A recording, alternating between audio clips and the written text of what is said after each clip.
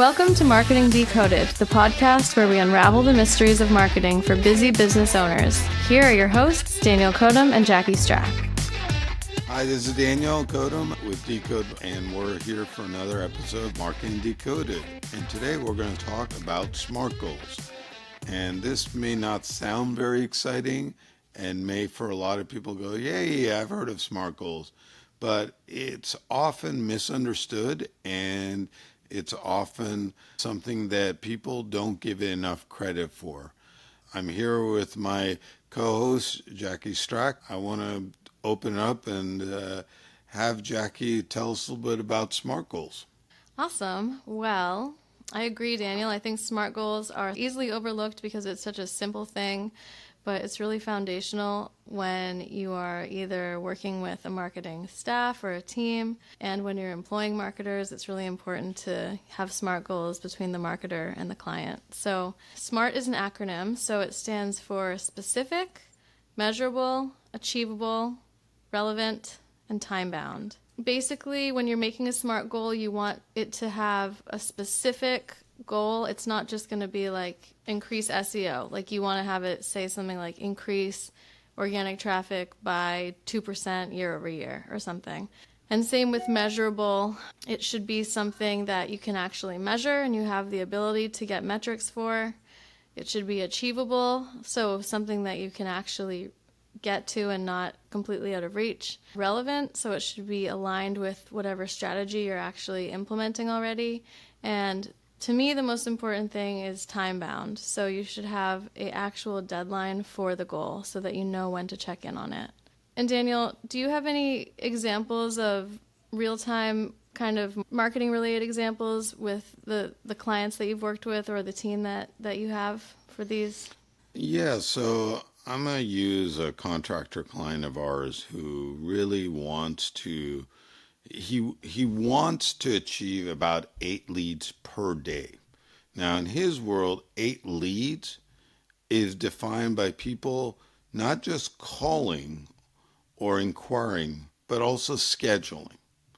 So there is the question of, is that really measurable for a marketing company to measure an aspect that is kind of outside their control? We are able to drive, I'll use the term, ideal traffic, but does that mean they are necessarily going to turn around and schedule with that company? Maybe they don't hit it off. Maybe the person rubs them the wrong way. Maybe they contact them, but in the interim, someone else kind of.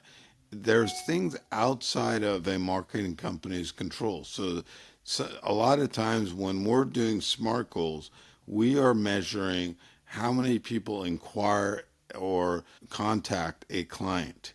We cannot take that next step and control the sales process because we are not their sales team. So that is an area where measurable becomes very critical to that. Now, on that same situation, the then question becomes, is it achievable? So oftentimes when we're looking at that, we are looking at, all right, what is the traffic volume? How many people are showing up? We have a company that arranges cremations, and they are wanting to advertise in a certain area, and they are looking to get anywhere from 2 to 5 leads per month through only using $200 in advertising. Now, the question became, is it achievable? Well, the area they want us to focus on only has, on average, 10 people searching for cremations a month. So to get 2 to 5 leads, first of all, they would have to get every single inquiry and then hope that at least 50% of them contact this company directly and ignore every other company, which there are 4 or 5 other competitors in that area. So the achievability is going to be a challenge there. But notice when I was describing each of these, they each also had very specific times. First one was 7 to 8 leads per day. The other was per month. So these time parameters are important because just saying, to use your example, Jackie, oh, well, I want to increase organic traffic. That's not enough. I want to increase organic traffic by X amount per month, per year, whatever the case may be. We have a social media client, and what we've set out is we've said, all right, we want to increase reach by 10% month over month for the first 6 months. We want to increase connections by 15% month over month for the first 6 months. Those are very specific, they're achievable, they're measurable because we can monitor each month. It's also very relevant because it increases visibility. And we've set out exactly the time frame we're talking about. And once you reach the end or towards the end of that result, it is then a function of continuing and adding new goals, building off the prior ones, so you're continuously building momentum off of it. That kind of made me think of another question that I had, which is if a client's working with a marketing company and they have goals that are maybe really reaching for the stars, what do you think the process is ideally for kind of recalibrating in order to make a goal achievable? I oftentimes like to get on a Zoom or meet in person if they're local and actually showing them raw data from the areas or items they're looking for. There are numerous tools out there from SEMrush to KW Finder, things like that, which give us true metrics of how much is the cost per click, what's the search volume. It's like that cremation example I just gave. Mm-hmm. Showing them, hey, this isn't realistic, what you're seeking. There's no way to get there. And I don't put it in the sense of there's no way to get there.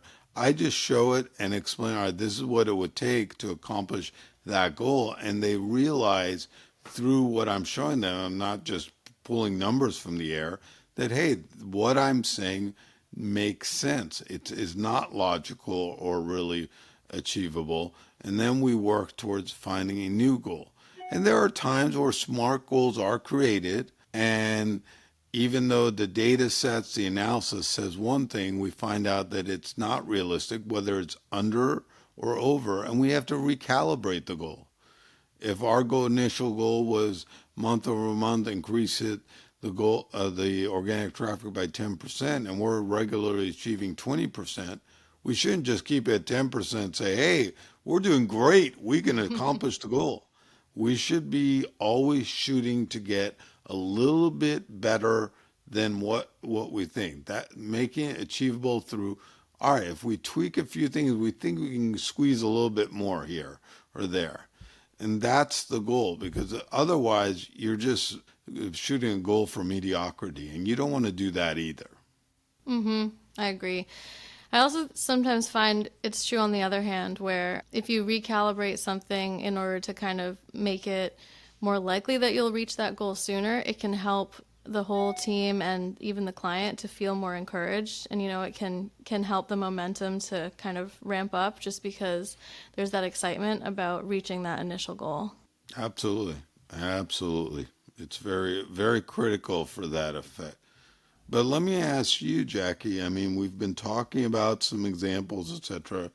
What have you found to be some of the benefits of using SMART goals in talking with clients? Well, it's great because, I said this before, but I think that making something time bound is so crucial because in order to keep a project really on track, sometimes you need to tell a client if they have, something that they're reviewing, you can say, like, please get this back to us by this day. And clients, generally, they like having some sort of framework like that because it helps them to know that we're working on a schedule and that they're going to see their results as, on the timeline that they want to see them. And then when it comes to working with a team and like directing a team, it's also really important for marketers, I think, to make sure that their goals are time bound, because making sure that you have the turnaround time that you need is so crucial, or else, projects can really get off track time wise, and you can't really make that time up on the other side. So trying to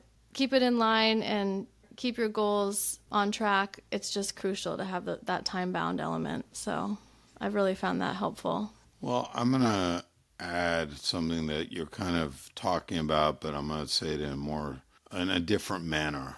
One is it allows you to hold your marketing company team accountable Mm-hmm. because now you have some barometer, just like you would sit there and put sales goals. Marketing should have goals and alignments to it too, so you're not just doing it willy nilly. But the other thing, and equally as important, because every major publicly traded company has to do it to their shareholders, you're holding yourself accountable. Mm-hmm. If you have a goal of, for instance, growing by 40% year over year in revenue, that goal is great. But here's what needs to happen. You need to have sub goals that are a subset of that initial goal to be able to achieve it. Because if you don't have the subset goals, how can you accomplish it? And so you have to be able to say, all right, I want to increase it 40% year over year. How do I get there? Okay, I want to increase my organic traffic by 10%. I want to sit there and start a drip campaign. And I want to, from the drip campaign, I want to be able to obtain 10% in revenue increase from that. I'm doing it a little abstract. What I'm saying aren't SMART goals, but you got to put SMART goals with those. But that's where you have to break it down. And there are many great entrepreneurs who will take one day a month and review their SMART goals and recalibrate them and adjust them and see where they are at. And that's a great way to measure where things are going. Mm-hmm. Yes, totally, I agree. And I think to your point, multiple SMART goals together can really help you create the long game in your marketing plan or in your business or whatever it is, because all those goals together, they build a grander plan. And that can be super powerful. It can really help you to have a vision of what you want in the future and know the exact steps to achieve it. So I'm going to give another scenario. We have a client who has two very successful restaurants, has started a third restaurant in the last 6 months. The first two restaurants are doing well, have been quite successful. The third one is brand new. It's bleeding money, to say the least. Their goal is by the end of the year to be breaking even. Now, that requires a 300% increase in revenue. The good news in this scenario is the client is aware of the daunting task, is aware that will require investing in marketing, visibility, etc. However, we can't just sit there and sit on that and go, oh, I hope it works. So it's important there. So we set out a SMART goal with a recent email campaign where we were given an opportunity to do a specific email campaign in the target area for this restaurant. It was going to cost us about $550. And we said, all right, let's try it, see if it's successful. If it is, we will make it a more regular thing. So we said, if we see a 5% increase in visitors to the restaurant over the first 10 days following this email, this is on average across those days, then we will consider it successful enough for us to then turn around and do more regular emails through this platform. Unfortunately, the platform was not successful, even though many people opened the email. The increase to people actually visiting the restaurant was pretty much zero. I say pretty much because if we take the average, there was actually about a 1% drop in visitors. So the email not only didn't help, if we take all things being equal, it probably had zero impact because there was actually a drop despite increases in other. So Mm-hmm. these are things that are realistic to sometimes happen. You're going to try something, it's not going to work. And if you have a SMART goal, you can make those decisions pretty quickly. However, if I had gone and said, we're going to sit there and run emails over the next 3 months, and we're going to spend, let's say, in another $2,000, $3,000, and we'll hope that things go up. It Mm-hmm. would not be easily measurable. It would probably be an ineffective SMART goal. So one of the things in this, the word SMART, the acronym SMART, that is often overlooked, and probably the closest one of these is relevant, but it's important that the SMART goal makes sense for the business and the bigger goals in place. So the Mm-hmm. bigger goals are always like how much revenue increase, or I want to promote this event. But those bigger goals can only be accomplished if the underlying sub goals are set out as well. Mm-hmm. And hearing you say that, it makes me think of something that I think about sometimes, which is what people see in marketing is the success stories. You know, they see the gambles that worked out, but behind the scenes, marketing is really a lot of highly educated guessing. And sometimes it works out really well, and then you capitalize and you recalibrate to make your other goals in line with what you succeeded at. And sometimes it doesn't work out the way you expected, and you have to pivot. And I think when it comes to finding a marketing company, if you're looking for somebody who's going to like win for you, it's not that they're going to win every time they try something, but it's going to be that they're innovative and they take the opportunities that seem like the best bets, and they just keep going forward with the best educated guesses that they can make on what's going to work well. The biggest downfall for companies in the marketing space, and I'm not talking marketing company, people who who are out there truly marketing, are those who are sitting on their laurels and thinking the same thing they did last year, 2 years ago, 5 years ago is going to work today, because things are changing. If you think, all right, 4 years ago, I have a 5,000 a month marketing budget and I want to get the same number of leads as that time as now with the same budget. Well, if you were doing Google ads, for instance, just year over year right now, the cost per click for contractors on Yelp has gone up almost 30%. So Mm. the same money you were spending last year is going to bring you 30% less business this year. Mm-hmm. And yes, sometimes there may be optimization avenues to improve things, but 30% is a heck of a lot to be able to Mm-hmm. optimize. And that requires understanding that. And with that said, the number one thing that I found clients get frustrated with, it's not that their marketing person may not be doing things or may not be communicating, it's that they may not be innovative, that they Mm-hmm. may not be thinking outside the box.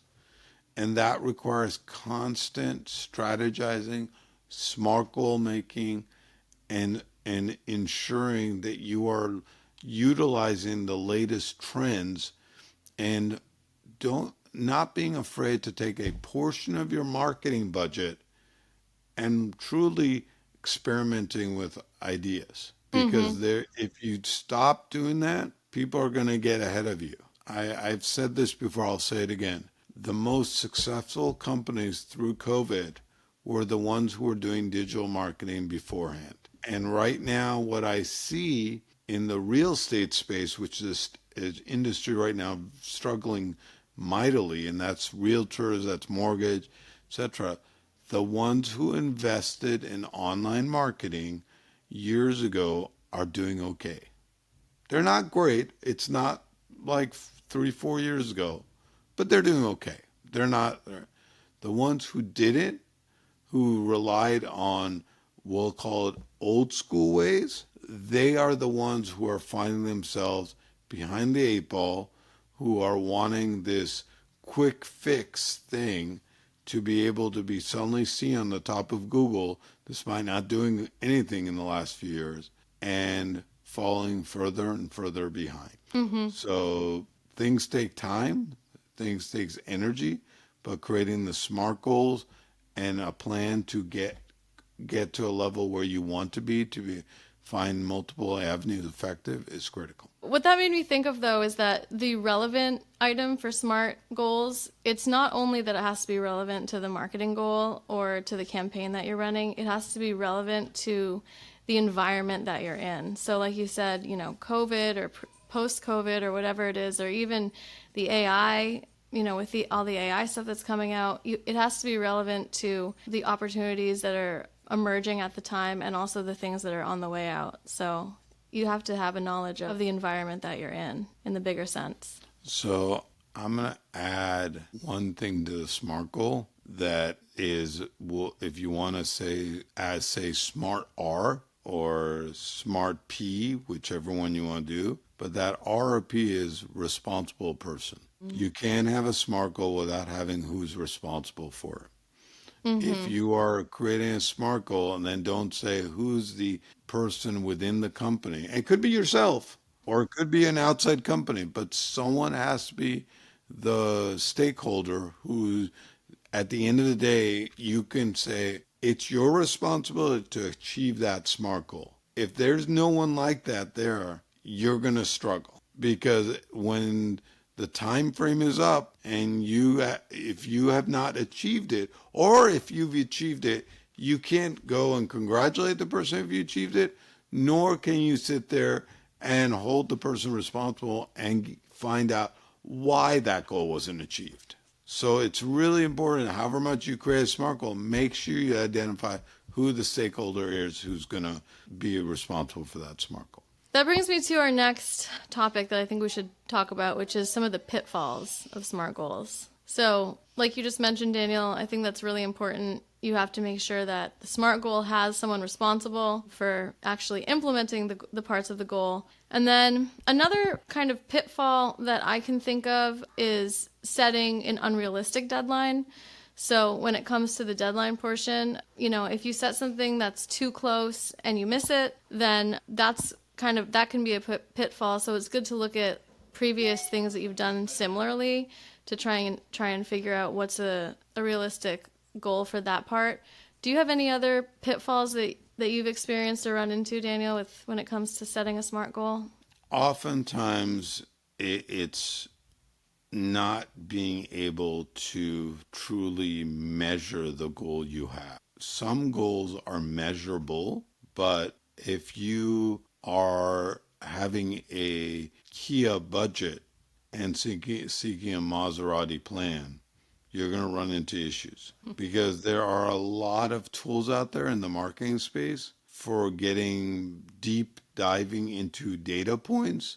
And when you are deep diving into those data points and you cannot extract the data points you want because you can't afford the software needed to extract them, don't set SMART goals for those. Those are not truly measurable. They may be measurable if you had the money to do it. Like a common product or software that some people use for marketing, which is a phenomenal product, is HubSpot. Their true full force marketing software is north of $800 per month. It's Wow. great software. Highly recommend it. But not every business owner can afford it yet. And you can't then get all the data points you can. So understanding what data points you have access to create those SMART goals is a big pitfall. Yep, I think that's very true. So just to kind of recap here, it seems like the important parts of making a SMART goal are, like you said earlier, Daniel, you break the big goal into sub goals along the way that are calibrated effectively so that you can reach your major goal. You track your progress and you recalibrate as needed, whether that means, amping up the goal if you're having more success than you expected, or kind of making the goal a little more achievable if it's proving to be more difficult than you expected. What are some other things that we said? We said celebrate, the successes along the way and let that morale kind of help propel you forward. And one of the things I said is as you hit or miss the SMART goals, make sure you recalibrate and adjust and create new ones. I mean, the challenge I would throw to any person who owns a business who's listening to this is take time Start with 2 hours in the first week. Set aside time and create what your next 3 year SMART goal is, then what your year SMART goal is per year, and then break that down for the first year, what your each month SMART goal is, and then within each month, what are your individual different areas? What are you going to do for, if we're talking about marketing, what are you going to do for your website? What are you going to do for print ads? What are you going to do for email? What are you going to do for social media? And it's okay if the answer is nothing. Just make sure you're not creating a SMART goal. I want to increase my followers on Instagram by 15% if you're not posting to Instagram regularly. That is a very unrealistic goal. And that would have to be a sub-SMART goal. Yeah, that would be your first goal. If you want to do that, then there should be a goal of, hey, I'm going to post 3 times a week. I'm going to engage 2 hours a week. There needs to be certain sub-SMART goals attached to that. But that creating, starting from the top down, is really, really critical in this equation to accomplish success through the process. But if you start with 2 hours in the first week, and however far you get, you don't have to solve the world peace during that time. But then you get an idea, or the first few times are going to be harder. Once you do that, then see, all right, I'm going to book another 2 hours, maybe next week, maybe another week. And maybe after a month or 2 months of doing this, you finally come up with a plan. It's better to have a solid plan than to just dive right in. Mm-hmm. When you dive right in without results, chaos happens. Results happen. I will give you an example of a mattress company who we've worked with. They contact us about 2-3 times a year, ask us to run specials over the course of a holiday weekend. Great, wonderful. We run it. Here's the problem. Number one, they have no other visibility throughout the year. And so customers who maybe have started looking 2-3 weeks earlier, but were waiting for that weekend sale, never knew about this. So when they see like a mattress firm and then this local person, and they've seen mattress firm for 5, 6, 10 weeks as they've done other stuff, they see the local, they're probably going to ignore the local because they figure they're a one-off. So that's where I say you have to have a strategy. You can't just throw a dart once in a while and call it a day because you're going to miss out. I wanted to conclude with things. Ask everyone to take the time and create a 12-month marketing plan with SMART goals, with people responsible, and make sure they follow the 5 aspects of SMART. Be specific, clear, and well-defined. Make sure it's measurable within the tools you have available. And I'll add another aspect. With the tools that you have available and that you're comfortable with analyzing. If you bring up a tool that you know you have access to, but it's going to take you a couple weeks to get trained on it, maybe it's not the time to have that as a SMART goal yet. Maybe there should be a goal of, I'm going to become in the next 30 days, get myself knowledgeable about how to use this tool. That could be a SMART goal before you add goals related to that tool. Make it achievable. You're not going to triple your income in 2 weeks. If you think you can do that, and you better have very solid reasons. Like, I suddenly got a big purchase order from this major university for my textbook. It has to be something that is really known to be achievable. Make sure it's relevant. If you're a restaurant and you're trying to increase sales of clothing, that's not necessarily going to be per se relevant. And put specific time frames. And the shorter you can measure it, the better. I'm not saying it has to be a day, but don't make it 10 years. But the longer you make it, make sure you're adding that much more depth through, as Jackie put it, sub-SMART goals. Anything you want to add, Jackie? I think that covers it, but I'm excited to hear from anybody who comes up with their own marketing plan with their own SMART goals. Yeah, and if you want to ever just send us a SMART goal and have us give feedback, you're welcome to do that. With that, this is Daniel and Jackie for Marketing Decoded. Thank you for listening. Please be sure to follow us on your favorite podcast player. To sign up for your own free assessment, visit www.dcodetech.com/free-fitness-assessment.